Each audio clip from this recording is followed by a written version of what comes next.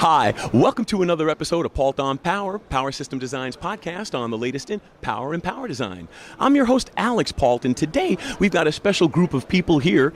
They're from what is now called the, you could say it, Mark, by the way. The Architects of Modern Power. The AMP Group. The AMP Group. And basically what it is, well, I've got people here from Ericsson, Murata, and CUI. In fact, I've got Patrick Lefebvre, Martin Hagedal, Stephen Pimpus, and Mark Adams, and these are all representatives of the companies that are of the initial part of the AMP group. It is a technology consortium, and obviously you're looking for more than just the initial members, right? Potentially, absolutely. But it's a big commitment to be part of this because of the efforts that we put into it. So other members would have to have the same commitment that we do and the vision of where we're going.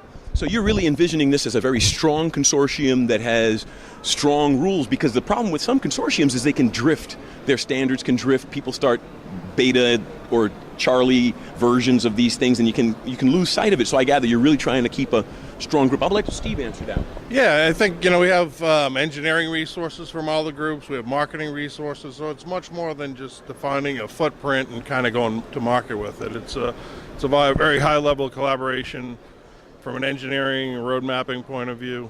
So there's also a technology roadmap involved. Absolutely. So now, Patrick, there are some overlaps in your application spaces, but obviously you have specific areas that you drive into application-wise. How do you see some of this expanding? What application spaces do you see can really benefit from this consortium?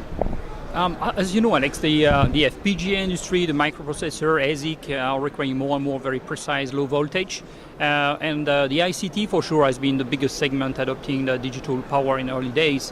Now what we see is this segment is widening to industrial, medical, transportation. A very, very large range of applications are now using digital power. And this is why we have a very strong product portfolio, all three together. Do you have anything to add to that, Mark?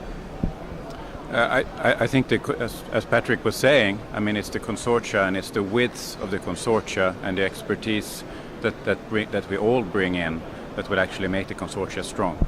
So now, Mark, what are going to be some of the initial products that are going to be blessed by this consortium? Or are they going to actually manufacture specific devices? Yeah, so the initial products we announced here is the some initial point of load devices, so 20 and 25 amp, 40 and 50 amp, as well as 2 advanced bus converters. So initially the products are focused on board level, but we're not necessarily committed to just staying there. So we're going to look at our roadmaps, we're going to work towards together, we're going to work with the FPGA vendors to make sure we understand where they're going, we're going to work with our customers and drive a collaborative roadmap to make sure we're addressing what's needed going forward. And what that is, nobody knows. Well, that's the beautiful part about the future, right? It's an undiscovered country. Absolutely. So now, Steve, are the same products being introduced by everyone, or is it a different under your own brand, or is it AMP Group branded? So we have basically the same footprint, same software compatibility, so it's the same products but by different companies. So we're all introducing individual products. How much secret sauce can you put in there? In other words, to staying within the standards, how much of your own IP can you inject in there for your value add? So, we're adding software as a component to power that's really never been there before. So I think from the front-end software point of view, there'll be some differences between companies. But when you get down to the hardware and the compatibility from a configuration file and footprint, they'll be the same. Got it. Now, Martin, talking about software and application spaces and all, how do you see that? Do you see that might be an area where there could be some issues? Because obviously GUI interfaces and the software protocols, power, this is the first time really that software has become this important to power, so that's a very critical aspect. Do you see that an area where the group's going to really have to be tight on to make sure it doesn't drift on you?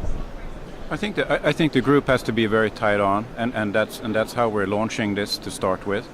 Of course, where we go with the software and what functionality that will go into the actual design software as opposed to the software that goes on the module itself, that is something that the future has to show.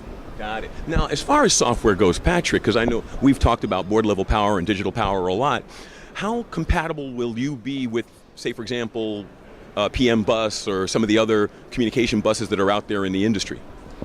We are already compliant with the PMBus 1.2, and you know that the PMBus 1.3 is now released, and very soon adaptive voltage scaling will pop up in the market. We are working a very close relationship with our IC supplier. We announced recently that Intesil is supporting AMP, other may support as well, and we're making our product ready for the next generation, including the adaptive voltage scaling, which is another level of software that will be required by our customer. And we're working all together to make sure that we deliver on the promises. Well, and I guess that's what it keeps coming back to, is that you're really trying to form a solid consortium with a real agenda, and not just a special interest group where everyone's trying to push their own core technology under a guise of trying to be popular, as it were. Do you have anything to add to that, Mark? No, absolutely. I mean, you can tell from the conversation that we all talk about the collaboration effort. This is really just a formalization of what's been going on for 3 years now. So, I mean, we've been working on this for a long time. We've had different variations of it. And with the market growing at the pace that it is, we just felt it was time to formalize it and take it to the marketplace and say, all right, here's what we're doing, and here's why this is the de facto digital power forum going forward. Got it. So, Steve, how easy would it be? I mean, recognizing that it's very tough standards and the like, but let's say I agree to meet these standards. What's the process to get involved? I think you have to show the commitment at the engineering and the marketing level, and the total commitment to working as a team in this consortium. Are you going to eventually form like a core committee group or something, some type of agency that can help propagate it outside of your organizations? Possibly, I guess. We're just getting started as the three, so it's still pretty open to how it evolves.